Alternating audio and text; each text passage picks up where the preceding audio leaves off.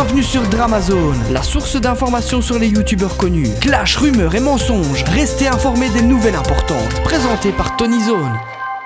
Salut les amis, c'est Tonyzone. Je peux vous dire qu'actuellement dans la zone du drama francophone, quelque chose se prépare. Et ça mérite quelques explications vu que cette affaire commence à faire du bruit. Code4LAN est une chaîne de top largement axée buzz et tendance. Vous pourrez juger par vous-même du contenu de cette chaîne. Mais depuis peu de temps, on peut dire que la chaîne fait parler d'elle de manière assez négative. Maxella, un youtubeur qu'on peut qualifier de critique, s'est intéressé à l'évolution fulgurante de cette chaîne pour tenter de comprendre les clés de son succès, qui sont entre autres basées ni plus ni moins sur des faux concours. Code4LAN livre donc des lives que des milliers de personnes regardent pour finalement se laisser tenter par l'envie du gain et espèrent ainsi gagner durant ces concours bidons des hand spinners ou mieux des iPhones qu'ils ne recevront jamais. Les preuves que Max nous livre sont d'une redoutable évidence. Des plaintes significatives d'abonnés dégoûtés, aucune preuve de livraison, un partenaire de hand spinner qui ne le reconnaît même pas et un système de tirage au sort assez douteux. Si ça vous intéresse, j'ai mis dans la description le lien des vidéos de Max et derrière le hashtag 4LANFake sur Twitter,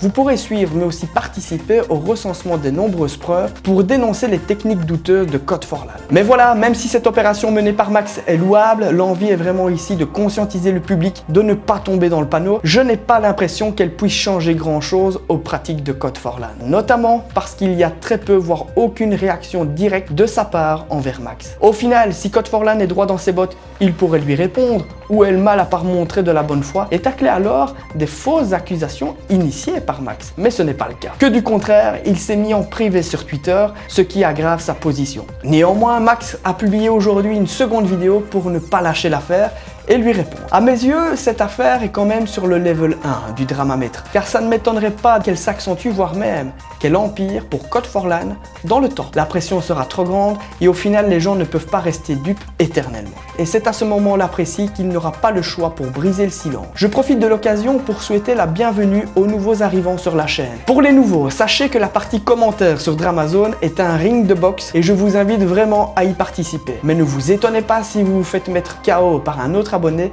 qui lui est plus habitué.